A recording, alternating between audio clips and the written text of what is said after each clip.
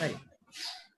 तो हम ही नहीं उसकी उपासना करते, उसकी उपासना तो सब देवता लोग भी करते हैं। क्या ब्रह्मा, क्या विष्णु, क्या महेश्वर, क्या सरस्वती, सभी लोग करते हैं। और वस्तुतः उनकी उपासना करते हुए ही, इस नाद की उपासना करने के कारण ही, इस नाद की उपासना करते हुए भी वो संसार में वंद्य हो गए, वंदना के योग्य हो गए। तो ऐसी नाद की महिमा है, ऐसी उस स्वर की महिमा है, ऐसे उस लय शास्त्र की महिमा है। तो जब इनका समावेश हो जाता है, जिसमें गीत भी आ जाता है, साहित्य, जिसमें स्वर भी आ जाता है, उसका उच्चारण संविधान, और जिसमें लय आ जाती है जो कि उसको एक गति प्रदान करता है। तो जब तीनों का समावेश हो जाता है तो संगीत रूपी जो महल है हमारे सामने बन जाता है वो भवन। अब ये आनंद स्वरूप होता है। तो आनंद की परिभाषा भी अपने अपने तरह की है, लेकिन जो परमानंद जिसको हमने कहा, ब्रह्मानंद सहोदर जिसको कहा, जिससे रस निष्पत्ति होती है और वो आनंद में परिणत हो जाती है, तो उसको क्या कहा है? ये ब्रह्म रूप है। उस ब्रह्म ने जब सृष्टि रची, उसने सोचा कि मैं अकेला हूँ, मैं बहुश्याम, एको हम बहुश्याम, मैं अकेला हूँ, मैं बहुत अधिक हो जाऊं। तो इस एक अधिक होने के उसमें उसने क्या किया? उसने अपने आप को प्रसारित किया, उसने अपने आप को तपस्या के बल पे अपना प्रकटीकरण किया, प्राकट्य किया। तो उस प्राकट्य में क्या हुआ? उस प्राकट्य में ये सारी सृष्टि जो है ये रस रूप में आ गई। तो मुख्य रूप ही जो पृथ्वी के उत्पत्ति का कारण है वो रस ही है। तो तभी ये कहा है रसो वैसा। वो जो रचनाकार है, जो रचना करता है, जिसको हम ब्रह्म की उपाधि देते हैं, तो वो क्या है? वो रसरूप ही है। तो रसज्ञा वा एवा लब्धि आनंदी भवति। जब उस रस की उपलब्धि हो जाती है तो फिर आनंद आ जाता है।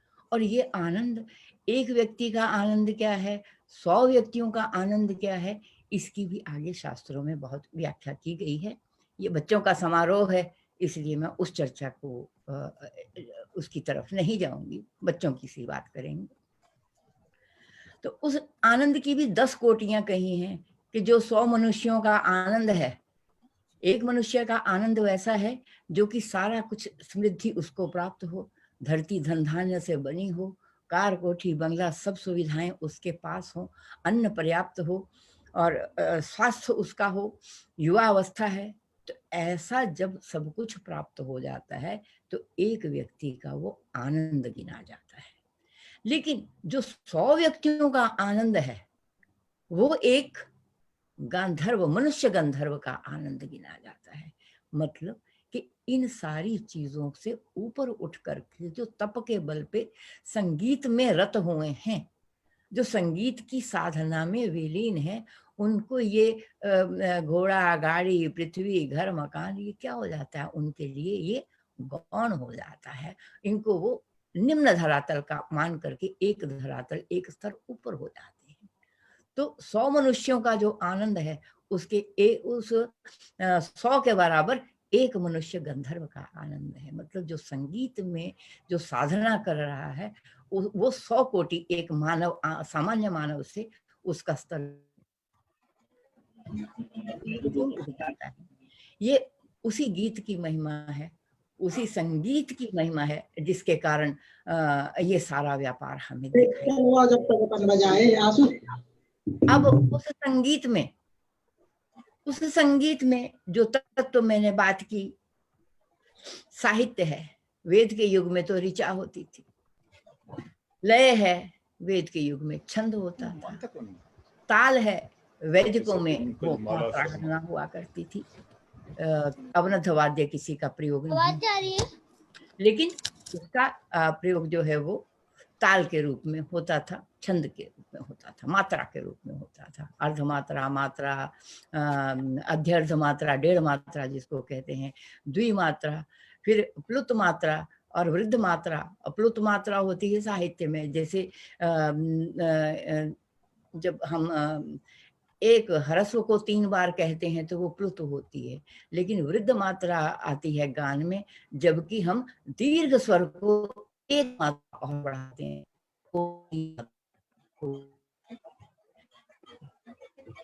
सारा 19 से 10 से कृपया अपना साउंड वॉल्यूम म्यूट कर दें। तो इस सारे मेल को लेकर के जो रचना हुई, तो उसका असेंस क्या निकला? यो वै शांतम शिवम वाचम ततसाम। तो साम क्या है, संगीत क्या है? यो वै शांतम शिवम वाचम, ये जो शांत वाच है, जो शिववाच है। शांत मतलब जो सत्य है, बोलना चाहें शिव मतलब वो भी कर सकते जो हैं। कल्याणकारी है, और सबसे बढ़कर कि जो कहने में मधुर है, सुनने में आप ऐसा भी कर कानों सकते को हैं श्रुति मधुर है। तो वो जो ऐसा वाक्य है, जो ऐसा आप जैसे उच्चारण कर रहे है, हो तो लेट के भी आप सुनते रहिए, वीडियो ऑफ करके सुनते रहिए। संगीत है। और उसी शाम को क्या कहा है? अभी तो गीति सुशाम आख्या।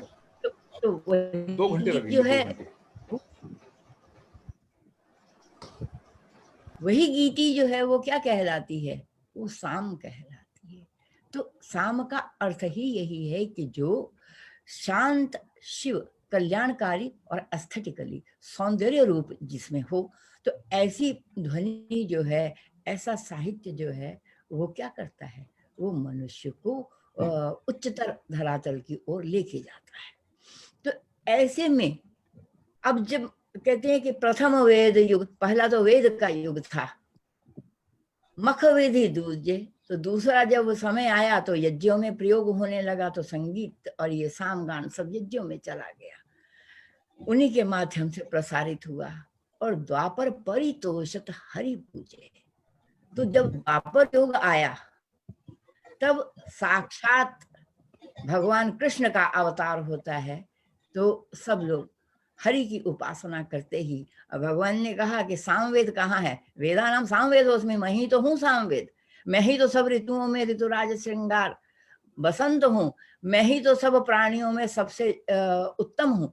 तो जितना भी सब उत्तम है, वो अपने को अपनी विभूतियां गिना करके भगवान की आराधना हम लोग करने लगे। तो इस तरह से ब्रह्म की, ईश्वर की आराधना, फिर यज्ञों में प्राकृतिक तत्वों की आराधना, और फिर भगवान कृष्ण, राम या जो भी शक्तियां हैं उनकी आराधना, और फिर आगे जा करके सामान्य लोगों की भी आराधना।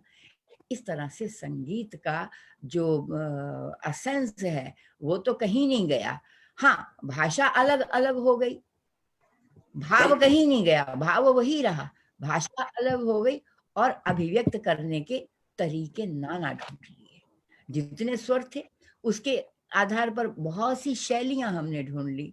कभी साम था तो फिर जाति गायन ढूंढा, फिर ध्रुपद का तरीका आया, फिर धमार है साथ में, फिर करते करते खोजते खोजते ख्याल की तरफ आ गए, फिर ख्याल से अब ख्याल के भी हम नाना रूप हैं उसके, गायन शैलियों के, कहीं ठुमरी है, कहीं दादरा है, कहीं चैती है, कहीं कजरी है, और फिर एक विधा साथ में और चली आ रही है, लोक।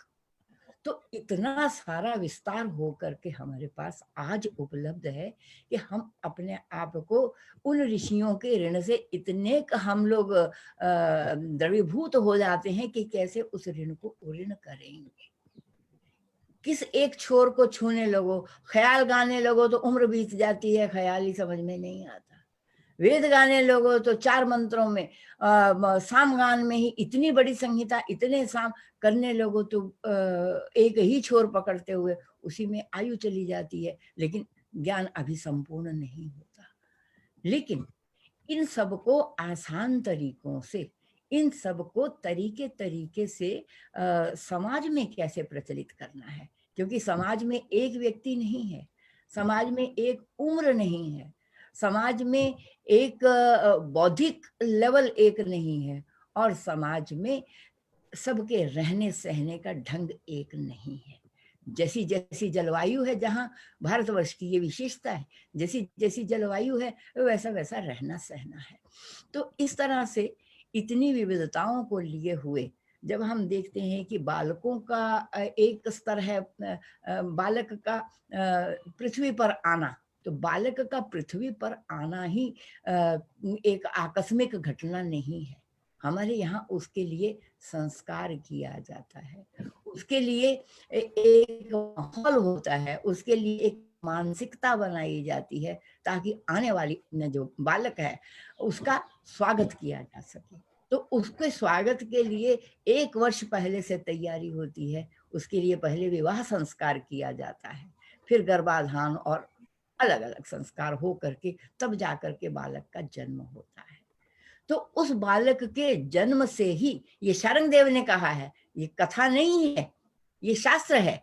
शारंगदेव ने कहा है कि इस तरह से इतनी कोशिशों से, इतने प्रयत्नों को पार करता हुआ एक जीव जो है कितनी लाख योनियों से निकलता हुआ तब जाकर के वो स्त्री के गर्भ में आता है, माता के गर्भ में आता है। और माता के गर्भ में जब आता है तो जैसे जैसे उत्तरोत्तर उसका विकास होता है, जैसे जैसे वो 1 मास, 2 मास, 3 मास, 4 मास जैसे जैसे बीतते हैं, तो उसको वाणी का जो वरदान है वो उसको गर्भ में ही प्राप्त हो जाता है। तो जिसका जिसका जैसा संस्कार है उसको वैसा ही उसको गर्भ में उसको संगीत, उसको स्वर, उसको लय ताल उसको मिला। इसीलिए जब बालक पैदा होता है तो उसके पैदा होने की निशानी ही संगीत है। भले दुनिया उसे रोना कहे, लेकिन वो एक ध्वनि है। वो जितनी उसकी ताकत है, जितनी उसकी शक्ति है, जो उसकी सामर्थ्य है, उस सामर्थ्य वो बालक जो है वो ध्वनि का उच्चारण करता है। यही उसका पहला संगीत होता है। और इसी संगीत के साथ, इस संगीत को कौन समझता है? इस संगीत को माता समझती है, क्योंकि उसकी सारे भाव जितने भी व्यक्त होने हैं वो इसी संगीत के माध्यम से होने हैं। उसको भूख भी लगेगी तो भी यही संगीत है उसके पास, उसको प्यास लगेगी तो भी यही संगीत है, उसकी और दिनचर्या में गीला सूखा होना उसमें भी यही संगीत है। और माता क्या करती है? उसको इसी संगीत से मैचिंग कुछ कुछ वो स्वर उच्चारण करती है। तो ये जो स्वर उच्चारण करती है उसकी माता, इसको हम क्या कहते हैं? शिष्ट भाषाओं में वो क्या बन गई? वो लोरियां बन गई। तो इस तरह से बालकों का संगीत जो है वो लोरी से शुरू होता है, लोरी के सुनने से शुरू होता है। तब बालक गाता नहीं है, खाली सुनता है, रोता है और सुनता है। तो उस समय की जो स्थिति है वो, उस समय माता जिस उसको रूप में ढाल दे, जैसी लोरी गा दे, वो आमतौर पे फोक होता है। तो वो साधारण भाषा में, मातृभाषा तभी कहते हैं मदर टंग, तो अपनी भाषा जो उसके संस्कार की भाषा है माता की, उसमें वो बच्चा लोरी वो सुनता है। धीरे धीरे जब वो समानों में जाता है तो उसका लेवल जो है वो विकसित होता है। प्राचीन काल में तो 8 वर्ष का बच्चा गुरुकुलों में चला जाता था, गुरु के पास गुरु उसको उपनयन करते थे और उसको 15-20 साल तक अपने पास रखते, जब तक वो 25-26 वर्ष का हो जाता था बालक, तो उसको वहीं पे ही रह करके शिक्षा उसको दी जाती थी। तो शिक्षा क्या थी? शिक्षा का माध्यम एक ही था, उसका नाम है संगीत। चाहे वो यजुष रूप में हो तो भी सस्वर है, चाहे वो ऋग रूप में हो तो भी वो सस्वर है, साम तो स्वरात्मक है ही है। तो इस तरह से सारी शिक्षा जो है वो गायन के रूप में ही दी जाती थी। वाद्य संगत में वीणा बजती थी, वेणु बजता था, लेकिन मुख्य रूप से सारा ज्ञान जो है वो गायन के माध्यम से। आज भी मैं नहीं कहती, सभी जने कहती है कि गायन जो है वो निश्चित रूप से सर्वोपरि है, क्योंकि उसमें साहित्य है, उसमें भाव का प्रकटीकरण, बॉडी लैंग्वेज, सारा कुछ जो है उसमें बहुत ही उत्तम तरीके से ईश्वर ने रचना करके ये शरीरी वीणा बना करके पूछा है। तो इस तरह से बालक जैसे जैसे बड़ा होता है वैसे वैसे उसका अभ्यास बढ़ता है, वैसे वैसे वो नाना विधाओं को ग्रहण करता है। तो वैसे वैसे ही चाहे किसी भी विधा में उसको जाना है तो उसका संस्कार वैसा वैसा होता जाता है।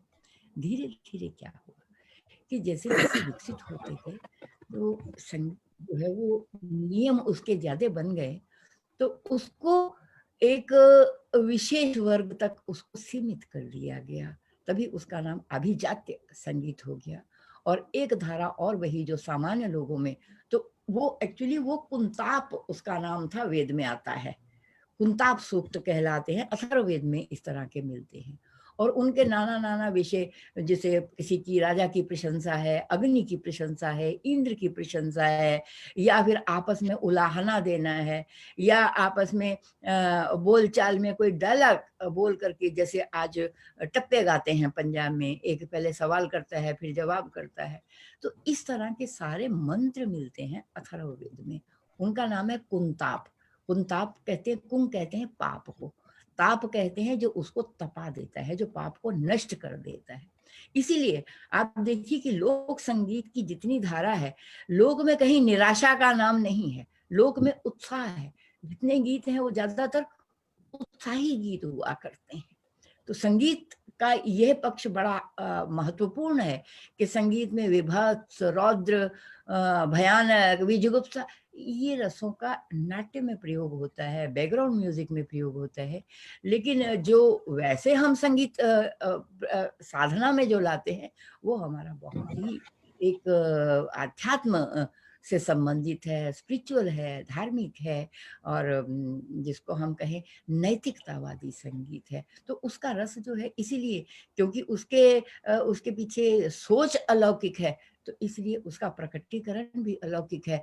और उसका फिर रसास्वादन, जो जो उसके साथ जुड़ता जाता है, जो जो उसका आस्वादन करता है, उसको भी उसका आनंद उतना ही आता है।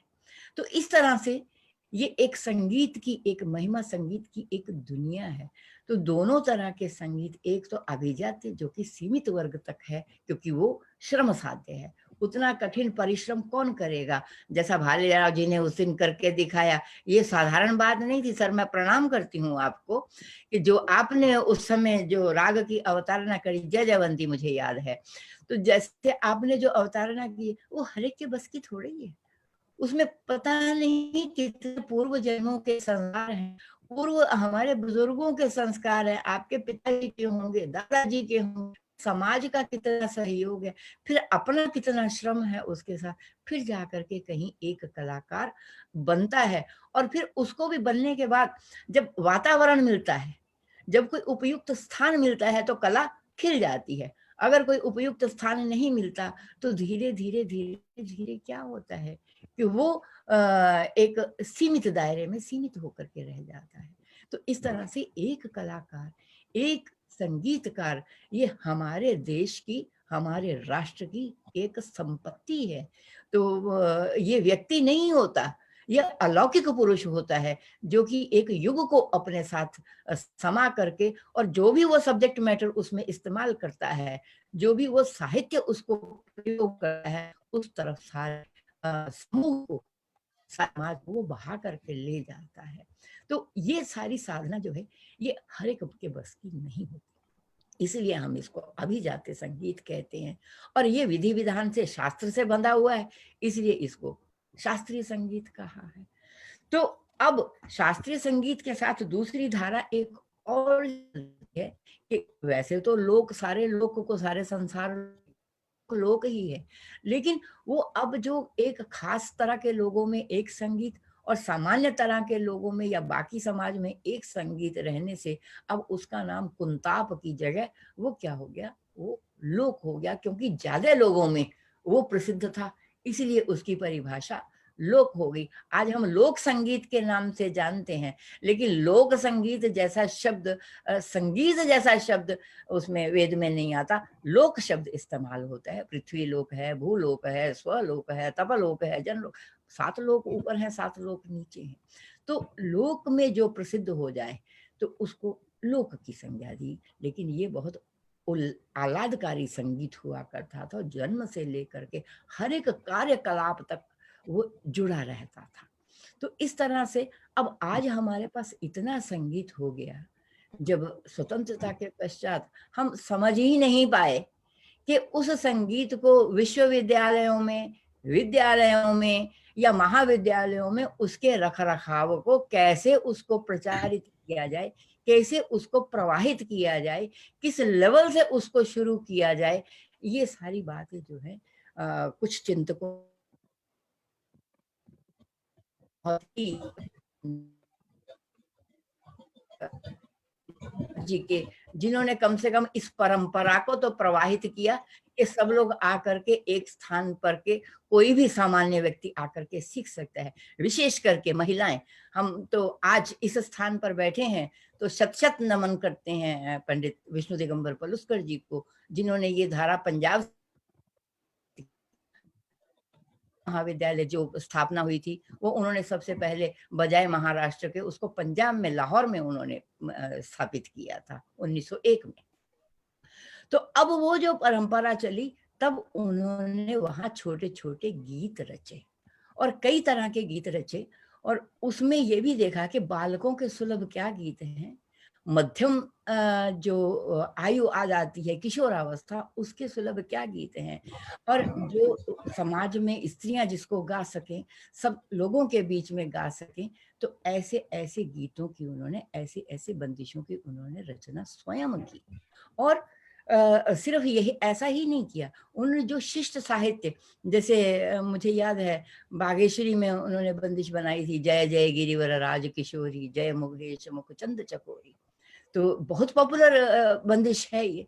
तो इस तरह के गीतों की रचना जो हुई है, और वो आप इन गीतों को बंदिशों के रूप में आप कहीं भी गाइए, कहीं भी बजाइए, इसमें क्या है, इसमें एक तो अपने गीत का आना, दूसरा समाज में एक वाइब्रेशन बनती है उससे।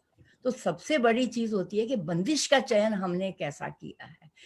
साहित्य सबसे पहले है, राग अपनी जगह है, ताल अपनी जगह है, लेकिन सबसे पहले जिसको हम कहते हैं कि जैसे मनुष्य के शरीर में मुख है, तो सबसे पहले मुख दिखाई देता है, इसी तरह बंदिश में जो है वो मुख के समान पहले वो वही प्रस्तुतिकरण उसका होता है, फिर रागों का विस्तार होता है। आज जो हमारी विडंबना है कि क्यों नहीं शास्त्रीय संगीत के साथ बहुत लोग जुड़ पाते, क्योंकि बंदिश को हमने गौण कर दिया है और उसका विस्तार की बरसात झड़ी लग जाती है कि समझ ही नहीं पाता कि ये मतलब स्वर की कलाबाजी हो रही है या राग का विस्तार हो रहा है, ये क्या हो रहा है उसमें। उसका बंदिश के बाद उसका कभी कभी तो ऐसा है तालमेल ही खत्म हो जाता है, इतनी इतनी लंबी लंबी तान, इतना इतना वो। अब ये सब समाज जो है वो इतनी टेक्निकली जो रिच होगा वही तो उसको समझ पाएगा ना, हर आदमी तो नहीं समझ पाएगा उसको। तो इसलिए जो स्लो ख्याल, खास तौर पे स्लो ख्याल हम कहते हैं विलंबित रचना, चाहे वो सितार में हो चाहे वो गायन में हो, विलंबित रचना में भी अगर उस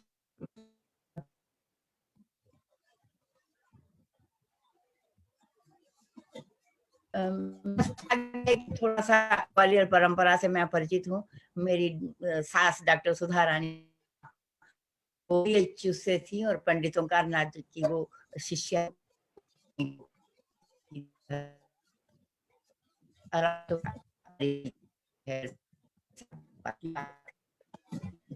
अब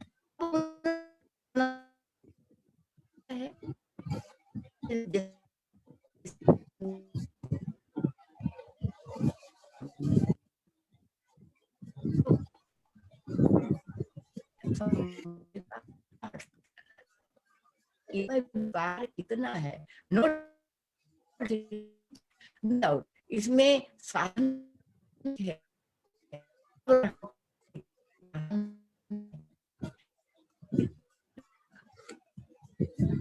को ज्यादा को क्लासिकल की बंदिश करो। मैं डिपार्टमेंट में कभी प्रोग्राम रखने जाती हूँ तो किसी से बात होती कि लोग कितने,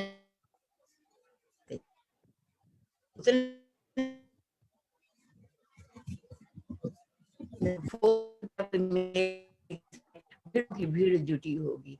तो अब ये चीजें सबको समझाना, ये चीजें सबको बताना भी उतना कठिन हो गया कि हमें क्या करना,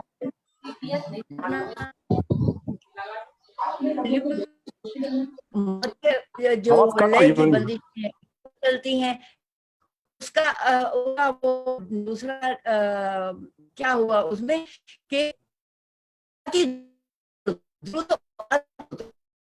और हो गया, फिर वो भी उसमें भी कोई साधारण बात नहीं है, उसमें तो और कठिन है गले में उतनी हरकत आना। तो ये सारी चीजें जो हैं, इन सबको सोच करके कुछ कुछ विकास हुआ, कुछ कुछ हमें नुकसान भी हुआ। तो आज जब आपने, मुझे बहुत इस बात की खुशी है कि आपने इसको बाल युवा जो है बाल समारोह के नाम से इसको प्रारंभ किया है, क्योंकि नींव तो बालपन से ही पड़ेगी। अगर हम बालपन से उन बच्चों को, इस समाज के बच्चों को संगीत के साथ किसी रुचिकर तरीके से अगर हम जोड़ते हैं, तो निश्चित रूप से वो आगे आगे बढ़ता बढ़ता बालक जो है वो किशोर होता हुआ, वयस्क होता हुआ, फिर अधेड़ होता हुआ, उसी रस में वो प्लावित होता चला जाएगा। उसी में जैसे एक धार बहती है संगीत की, उसी धारा में वो आनंद लेने लगेगा। अब सवाल ये है कि उन बंदिशों का या उन बच्चों में किस तरह से उसको उसको उतारा जाए। आज क्योंकि नई ये आने वाली है शिक्षा नीति, 34 साल के बाद शिक्षा नीति फिर बदली है। अभी तो मैं काले की विद्या चल रही थी, जिसको हमने जबरदस्ती अपनाया है, मन से नहीं अपनाया था, जबरदस्ती अपनाया जिसको, क्योंकि हमारे पास और कोई चारा नहीं था। राधा कृष्णन जिनका के शिक्षा दिवस के रूप में हमने कल मनाया, तो कल भी मेरा एक लेक्चर था, मैं उसमें बात की थी कि जो उनकी वेदना थी, जो उनका विजन था, वो तो कभी साक्षात जो है उसका अवतारणा हो ही नहीं पाई, क्योंकि नीति जो थी वो गुलामी की नीति थी, नौकरी की नीति थी कि इतना पढ़ लो, इतना ये कर लो, उसके बाद यहाँ नौकर हो जाएंगे तो इतने पैसे हो जाएंगे। तो ये जो अर्थकरी विद्या थी, उसने हमारी कलाओं का बहुत ही हनन किया है। और विद्याएं भी जो हमारी संगीत और साहित्य, ये कलाएं भी जो हैं, ये भी क्या हो गई, ये भी सारी की सारी व्यवसायिक हो गई। तो उससे व्यवसाय तो ठीक है, अपनी जगह चला, लेकिन आत्मा का हनन हुआ है। जो सही कलाकार है, जो सच्चा कलाकार है, उसको उसकी पहचान कैसे करेंगे, उसको हम सम्मान उतना कैसे करेंगे, उसको हम समाज में किस स्थान पर ला करके रखेंगे। दो लोग ऊपर ऊपर के आ गए, लेकिन मुझे सच में, मैं बड़ी दुर्भाग्य भी है, सौभाग्य भी है, मैं बाले जी, क्योंकि बालेकर जी सामने है, समीर भाई, कि मैंने पहली बार आपको सुना सर उस दिन। तो हालांकि इतना घूमते हैं, इतना सब करते हैं, तो मैंने रेणु जौहरी से कहा भी था, मैंने कहा ये कलाकार आप कहाँ से लाए हो, इतने अद्वितीय, कभी सुना नहीं पहले। तो मतलब मेरा कहने का ये तो एक उदाहरण है, ऐसे अगर खोजने चलेंगे तो हिंदुस्तान में और भी बहुत मिलेंगे। अब जो सवाल है वो ये है कि इस शिक्षा नीति में हमारे पास, इस शिक्षा नीति में जो नई नीति निर्धारण हो रही है, उसमें अभी पॉलिसीज बननी है। मैं वर्मा भाई साहब, आपकी जो संवेदना है उसको सच में मैं बहुत ही उसका सम्मान करती हूँ कि आपने जगह जगह इस तरह की सोच के सेमिनार कराने शुरू कर दिए हैं कि लोगों में ये उद्वेलन हो, लोगों में ये चिंतन की भावना तो आए कम से कम कि अब हमने क्या करना है। अब हमारे पास सब कुछ है, स्वतंत्रता भी है, साधन भी हैं, सब कुछ है, कला भी है, विज्ञान भी है, तकनीक भी है, लेकिन अब तरीका क्या है कि शुरुआत से लेकर के और यहाँ तक कि प्रोफेशनल कॉलेजेस तक में भी नई नीति के अंतर्गत संगीत को स्थान दिया।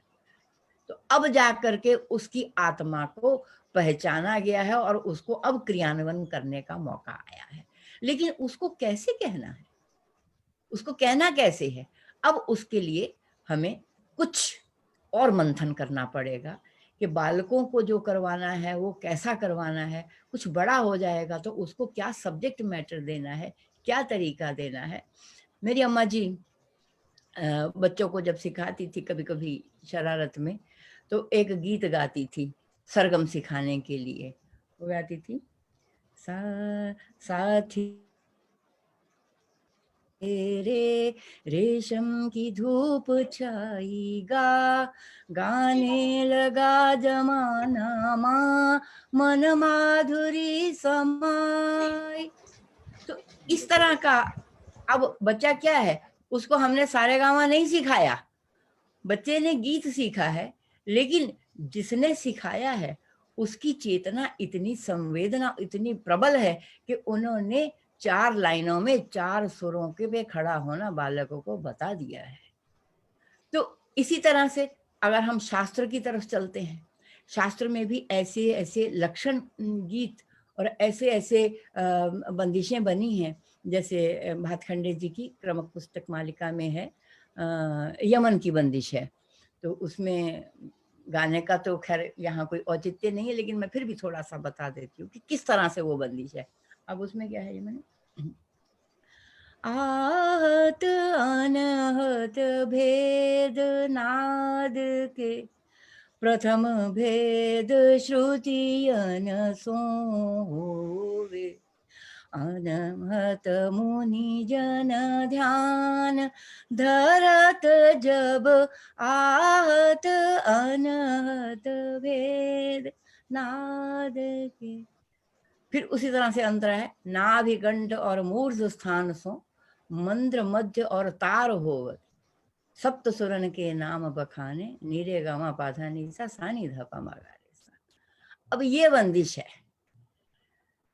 अगर हमने चौथी क्लास के बच्चे को या तीसरी क्लास के बच्चे को या बिगनर को ही राग यमन में ये अगर सिखा दिया, तो उसको पुस्तक लेकर के थ्योरी पढ़ने की जरूरत नहीं है। वो सब समझ गया है कि क्या कहना चाहते हैं। तो इस तरह की जो बंदिशें हैं, इस तरह की जो हम कहते हैं कि ये कंपोजिशंस हैं, तो ये कई लोगों ने रची हैं। ऐसा नहीं है कि लोगों ने नहीं रचा, लेकिन अब युग आ गया कि इस तरह की बंदिशों को खोजा जाए, इस तरह के साहित्यकारों को खोजा जाए कि वो इस तरह के गीत लिखें जिनको कि हम कंपोज करके स्टैंडर्ड वाइज, जैसा जैसा बच्चे का स्टैंडर्ड है उसको वैसा वैसा दे। अब ये तो संगीत शास्त्र की बात है, हम नैतिकता की बात करते हैं कि बालक को कैसे सिखाएंगे। हमारा वैदिक सिद्धांत है, मातृदेवो भव, पितृदेवो भव, आचार्य देवो भव। ये हमारा मूल संस्कृति का सिद्धांत है कि हाँ, मातृदेवो भव, हम माता को देवता के तुल्य माने, पितृदेवो भव, पिता की भी देवता के तुल्य हम उसकी आराधना करें, उसकी आदर करें, और फिर इन सबसे बढ़कर तीसरा और आचार्य देवो भव, तो आचार्य की हम वंदना करें। तो ये शिक्षक ही है, ये आचार्य ही है जो इस समाज को ऊपर की तरफ लेके जाएगा। अब इस बंदिश को, इसका भाव, मैं छोटी थी तो मुझे सीखने को मिला। इसको बंदिश को, इसको बंदिश रूप में, मतलब संस्कृत में नहीं, उसको भाषी भाषा में, हिंदी भाषा में कहा है क्या, पिता माता की भक्ति में छिपी ईश्वर की भक्ति है। पिता माता की सेवा में छिपी ईश्वर की भक्ति है। पिता है रूप ईश्वर का, तो माता लक्ष्मी शक्ति है। पिता माता की सेवा में छिपी ईश्वर की भक्ति है। तो अब ये बंदिश है। हमने मंत्र नहीं पढ़ाया किसी को, हमने मंत्र नहीं पढ़ाया किसी को, हमने उसको साधारण बातों में बच्चे को ये कह दिया।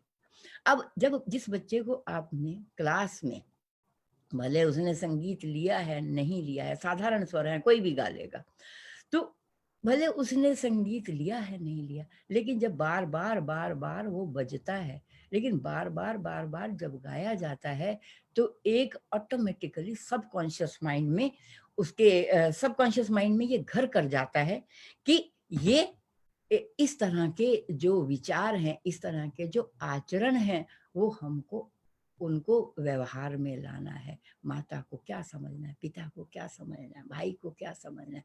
अब वेद मंत्र नहीं भी गा रहे हैं, लेकिन वैसी वैसी कंपोजिशंस हैं। तो इस तरह की नैतिकता की आवश्यकता है। मैं अपनी बात को सिर्फ यहीं पे आकर के समाप्त करना चाहूंगी कि इस तरह की सोच हमें पैदा करनी है और इस तरह का हमने कलेक्शन करना है।